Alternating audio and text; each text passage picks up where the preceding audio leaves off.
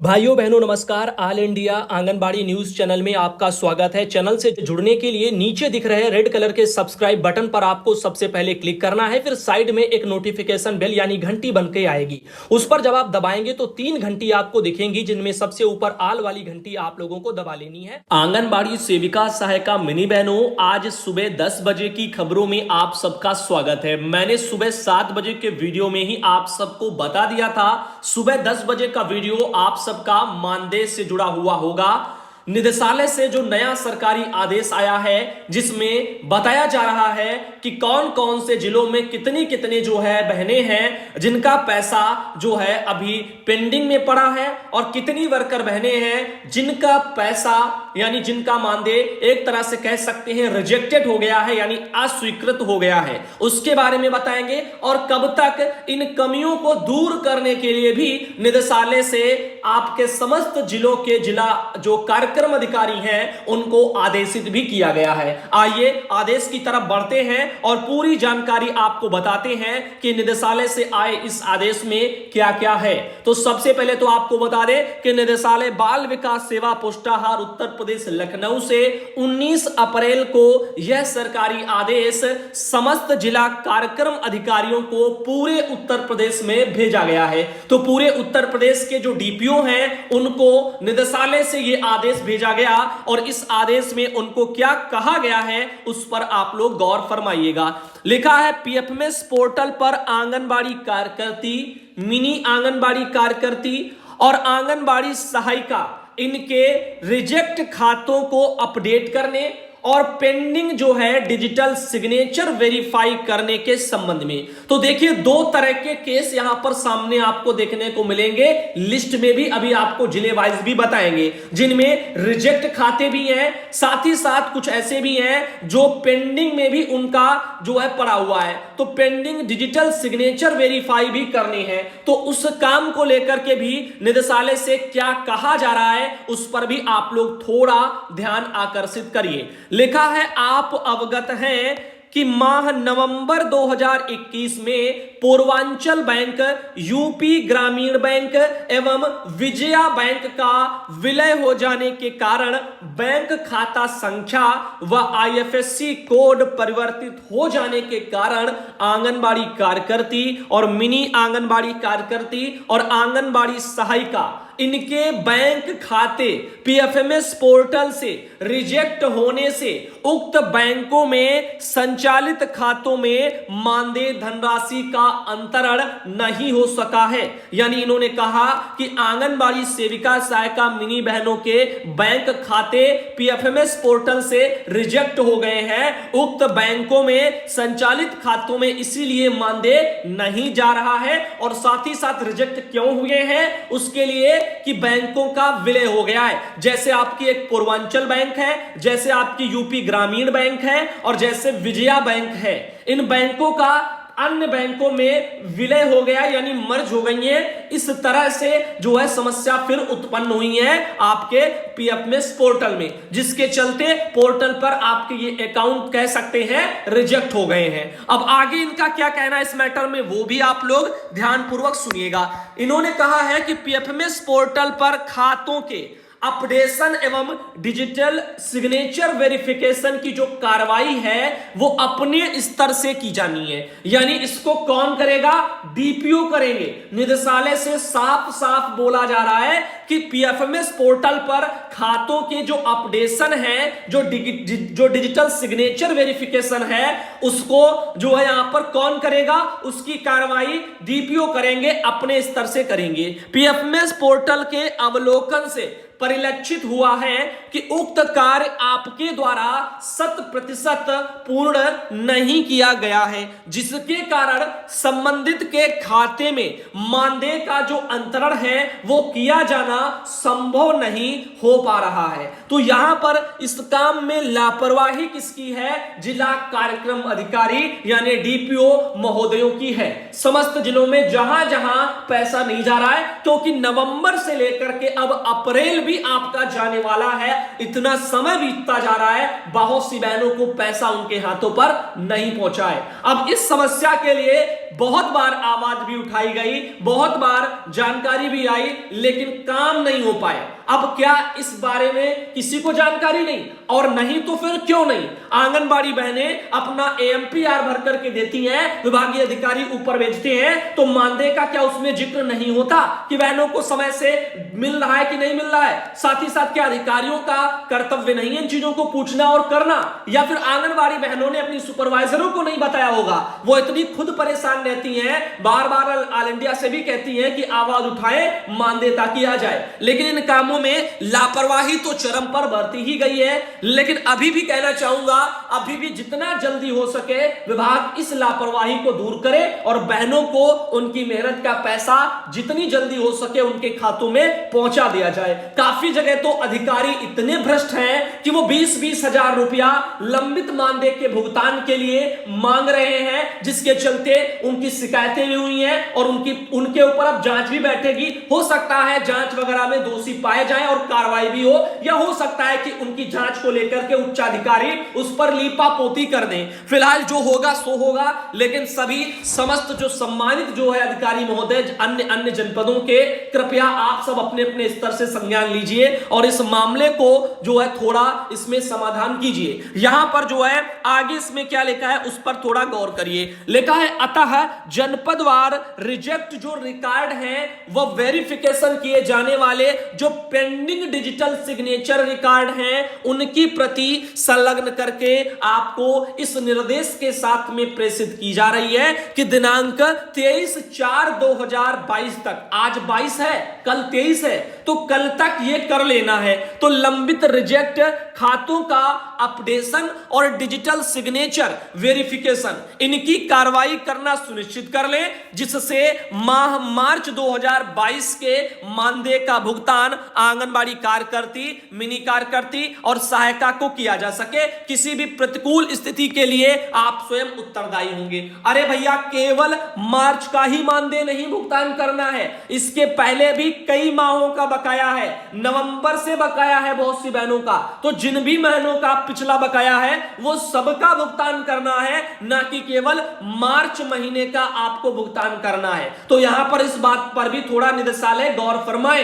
राजेंद्र कुमार वित्त लेखा अधिकारी है, 19 तारीख को लेटर उन्होंने जारी किया है और ये लेटर सेम टू सेम आपको उन्हीं के शब्दों में आपको बताया है। अब बात करते हैं जो लिस्ट आई है जिसमें जिलों की स्थितियां दी हैं, कौन कौन से कितने कितनी संख्या है जिलों में कार्यकर्ती बहनों की जिनका जो है रिकॉर्ड रिजेक्ट कर दिया गया है और कितनी संख्या है जिनका भी पेंडिंग में पड़ा है डिजिटल सिग्नेचर के लिए। तो डिजिटल सिग्नेचर होने हैं, ये सारी चीजें वहां पर अभी पेंडिंग में भी पड़ी हैं। आइए एक एक करके देखते हैं कौन कौन जिले से क्या क्या निकल के आ रहा है। सबसे पहले तो आपको बता दें आगरा में 113 जो है वो रिजेक्ट हो गए हैं और पेंडिंग में 74 पड़े हैं। तो वहां पर आगरा के डीपीओ को इस पर संज्ञान लेना चाहिए। ऐसे ही अन्य जिलों का भी बता रहे और समस्त जिलों के डीपीओ महोदय को इस बारे में संज्ञान लेना चाहिए और आप सब भी अपने अपने जिलों का देख लीजिए कौन से जिले में कैसी स्थितियां बनी हुई हैं। अलीगढ़ में 18 रिजेक्ट और 1 पेंडिंग में है डिजिटल सिग्नेचर के लिए। इलाहाबाद वगैरह में 65 रिजेक्ट और 1 डिजिटल सिग्नेचर के लिए पड़ा है। अंबेडकर नगर में 4 रिजेक्ट हो गए हैं और 0 पेंडिंग में पड़े हैं डिजिटल सिग्नेचर के लिए। अमेठी में 19 रिजेक्ट हो गए हैं और 4 पेंडिंग में पड़े हैं डिजिटल सिग्नेचर के लिए। तो जो डिजिटल सिग्नेचर के लिए है उसके लिए मैं केवल पेंडिंग बोल दूंगा, ठीक, और बाकी जो रिजेक्ट हो गए हैं उनको मैं रिजेक्ट बोल दूंगा। तो रिजेक्ट रिकॉर्ड वालों को रिजेक्ट कहूंगा और पेंडिंग वालों को केवल पेंडिंग कह दूंगा, जिससे आपको जल्दी हो जाएगी और हमको भी बताने में जल्दी हो जाएगी। आगे लिखा है अमरोहा में 5 रिजेक्ट हैं और 1 पेंडिंग में है। औरैया में 8 रिजेक्ट हैं और 1 पेंडिंग में है। आजमगढ़ में 37 रिजेक्ट हैं और 4 पेंडिंग में है। बागपत में 14 रिजेक्ट है, 0 पेंडिंग में है। बहराइच में 48 रिजेक्ट हैं और 1 पेंडिंग में है। बलिया में 22 रिजेक्ट हैं और यहां पर 0 पेंडिंग में है। बलरामपुर में 14 रिजेक्ट हैं और 0 पेंडिंग में है। बांदा में 25 रिजेक्ट हैं और 0 पेंडिंग में है। बाराबंकी में 16 रिजेक्ट हैं और 0 पेंडिंग में है। बरेली में 8 रिजेक्ट हैं और 1 पेंडिंग में है। बस्ती में 231 रिजेक्ट हैं और 3 पेंडिंग में है। भदोई में 9 रिजेक्ट हैं और 0 पेंडिंग में है। बिजनौर में 16 रिजेक्ट है, 0 पेंडिंग में है। बदायूं में 20 रिजेक्ट है, 0 पेंडिंग में है। बुलंदशहर में 25 रिजेक्ट है, 99 पेंडिंग में है। चंदौली में 22 रिजेक्ट है, 0 पेंडिंग में है। चित्रकूट में 22 रिजेक्ट है, 0 पेंडिंग में है। देवरिया वगैरह में 20 रिजेक्ट है, 15 पेंडिंग में है। और एटा में 1 जो है रिजेक्ट है और 5 पेंडिंग में है।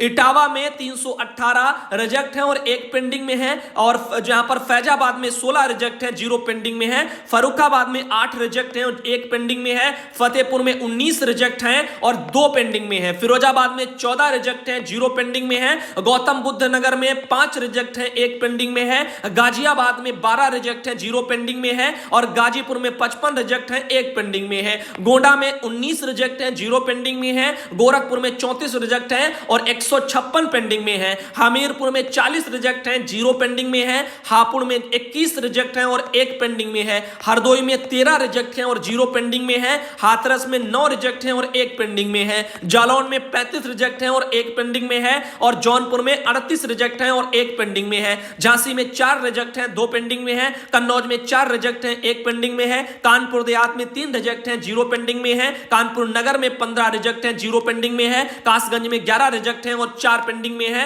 कौशांबी में 37 रिजेक्ट है और 0 पेंडिंग में है। इसी तरह से लखीमपुर खीरी में 30 जो है रिजेक्ट है, 1 पेंडिंग में है। कुशीनगर में 21 रिजेक्ट है, 0 पेंडिंग में है। इतने 48 हो गए। अब जो है 49 से देखिएगा।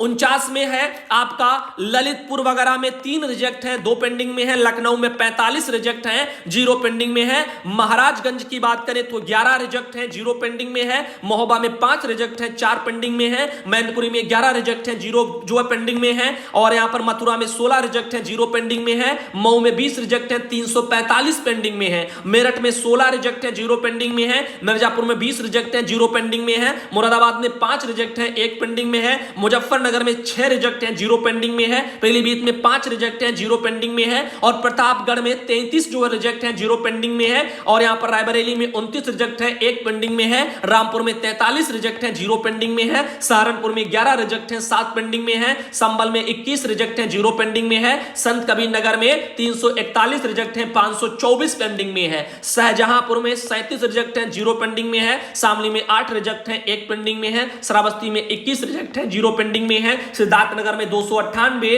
रिजेक्ट है और 2 पेंडिंग में है। सीतापुर में 46 रिजेक्ट है, 0 पेंडिंग में है। सोनभद्र में 22 रिजेक्ट है, 1 पेंडिंग में है। सुल्तानपुर में 284 जो है रिजेक्ट है और 2 पेंडिंग में है। उन्नाव में 19 रिजेक्ट है और 0 पेंडिंग में है। वाराणसी में 15 रिजेक्ट है और 1 पेंडिंग में है। इसी तरीके से टोटल 2974 जो है यहां पर रिजेक्ट हो चुके हैं और 1275 अभी पेंडिंग में पड़े हुए हैं। अब रिजेक्ट और पेंडिंग वाला आपने देखा। रिजेक्ट का तात्पर्य है अस्वीकृत वगैरह रिकॉर्ड से जो स्वीकार नहीं हुए हैं। अब पीएफएमएस स्टेटस जो है एज ऑन 19/4/22 तो 19 अप्रैल के अकॉर्डिंग ये स्टेटस जो है निदेशालय से एक लिस्ट साझा करके भेजी गई है। अब 19 के बाद में हो गया आपका 20 और 21 और आज हो रहा 22। अब इतने दिनों में हो सकता है इन आंकड़ों में फेरबदल हो गया हो। काफी जिलों के डीपीओ महोदय के द्वारा इन आंकड़ों में सुधार भी कर लिया गया होगा। तो उम्मीद है जितना जल्दी हो सके उतना सुधार कर लिया जाए और ही बेहतर होगा,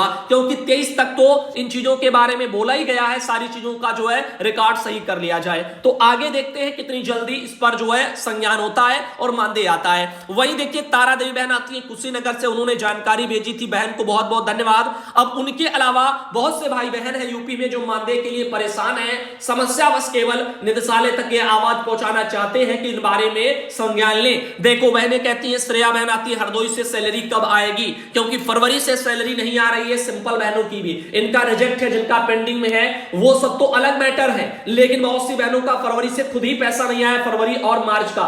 अब उनके आंकड़े तो इसमें नहीं दिए गए हैं, फिर भी उनका क्यों नहीं आया? तो मानदेय भेजने में तो लापरवाही वैसे भी निदेशालय से हो रही है सिंपल बहनों का, जिनका ना तो बैंक का विलय हुआ है ना ही कोई उनके अकाउंट में समस्याएं हैं। अब एक और बहन है, ये राखी देवी आंगनबाड़ी कार्यकर्ता हैं, ये बिजनौर से आती हैं। इनका भी यही कहना है कि आशा करती हूं कि आप अच्छे होंगे, स्वस्थ होंगे। भैया जी बिजनौर से हूं, या पता करना चाहती हूं कि हमारा मानदेय कब तक आएगा। भैया जी ये बताने की कृपा करें, भैया जी हम बहुत परेशान हैं। तो हर एक बहन इसी तरीके से समस्या से जूझ रही है। पूनम पूनम तिवारी बहन आती है उन्नाव से, उन्होंने भी कहा है सुधांशु भैया मानदेय कब आएगा, जानकारी करके बताएं, बहुत दिक्कत हो रही है। इस तरह से ये उन्नाव से भी एक बहन आती है। तो आप देखिएगा निदेशालय में जो भी अधिकारी हैं या माननीय मुख्यमंत्री जी तक अगर आवाज जाए तो कृपया इन चीजों पर संज्ञान लें और बहनों की समस्या का समाधान करें। अमरचंद भाई आते हैं मथुरा से, कई बार इन्होंने मैसेज किया है मानदेय के संबंध में। इन्होंने भी लिखा है कि मथुरा में फरवरी से मार्च तक का मानदेय अभी तक नहीं आया है, यानी फरवरी और मार्च का, और तो वो पैसा भी कब आएगा इस बारे में जो है जानकारी मांग रहे हैं। तो कहना चाहूंगा कि जो भी निदेशालय में अधिकारी हैं जल्द से जल्द पैसा भेजें। बजट की स्वीकृति तो मिल गई है, कुछ दिन पहले ही आप सबको लेटर भी जो है निदेशालय से दिखाया था, जो बजट वगैरह आ गया है, बजट की स्वीकृति राज्यपाल जी ने दे दी है अगले 4 महीनों के लिए। तो फिलहाल के लिए अप्रैल मई जून और जुलाई तक के लिए आ गया था बजट। तो फिलहाल के लिए पैसा भेजा जाए जिनका भी जो भी बकाया है, और जो है यहां पर अब हो सकता है जल्द से जल्द वो लग भी जाए क्योंकि बजट तो आ ही गया। इधर पूजा बहन आती है प्रयागराज से और उनके वहां से कि उन्होंने मैटर कल भेजा था कि पूजा तिवारी प्रयागराज से, भैया जी ये किसका पैसा है बताएं। तो मुझे नहीं पता है क्योंकि यहां पर कोई उद्देश्य तो लिखा नहीं है, ना ही आपने उमंग ऐप से जो चेक करके भेजा है, जो मैं आपको बता दूं कि जो है उसमें किस मद में लिखा गया है। तो 1288 रुपया इनके अकाउंट में 21 तारीख को कल आए होंगे, जिसके बारे में उन्होंने यहां पर भेजा है। अगर हो सके तो आप अपना उसमें चेक कर लेना, उससे चेक करना, मतलब कि उमंग से अगर हो जाए तो, वरना इसका पता नहीं चल पाएगा। अन्य बहनों का भी आएगा जिनका चेक हो जाता है, तभी ये चीजें क्लियर हो पाएंगी।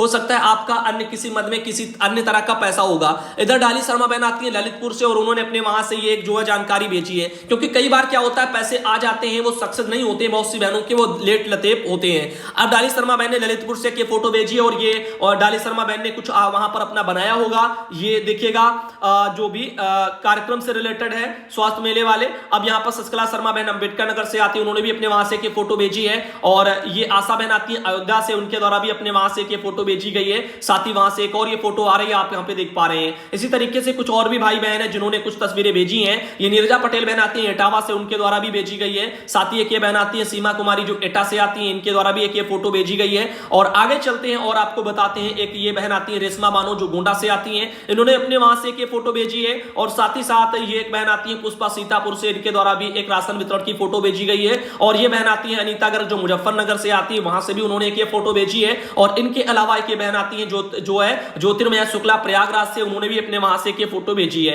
तो काफी जगह कार्यक्रम मनाए गए हैं। इधर अनीता बहन आती है बिजनौर से, उन्होंने भी अपने वहां से फोटो भेजी है। और साथ ही एक ये बहन आती है पूनम त्यागी अमरोहा से, उन्होंने भी अपने वहां से फोटो भेजी है। साथ ही एक ये बहन आती है कल्पना जो शाहजहांपुर से, उन्होंने भी अपने वहां से फोटो भेजी है। ब्लॉक इनका मदनापुर है। आगे चलते हैं आपको बताते हैं, ये उन्होंने अपने वहां से फोटो भेजी है। और साथ ही साथ एक और उन्होंने अपने वहां से फोटो दूसरी भी भेजी है। साथ ही एक बहन आती है शीला मिश्रा बाराबंकी से, उन्होंने अपने वहां से फोटो भेजी है। और ये 26 जो पिंकी बहन आती है लखनऊ से, इन्होंने फोटो भेजी। और लास्ट में 27 नंबर पर एक फोटो आ रही है सुधा बहन सिद्धार्थनगर से आती है उनकी। अब साथ ही आज का वीडियो यहीं तक।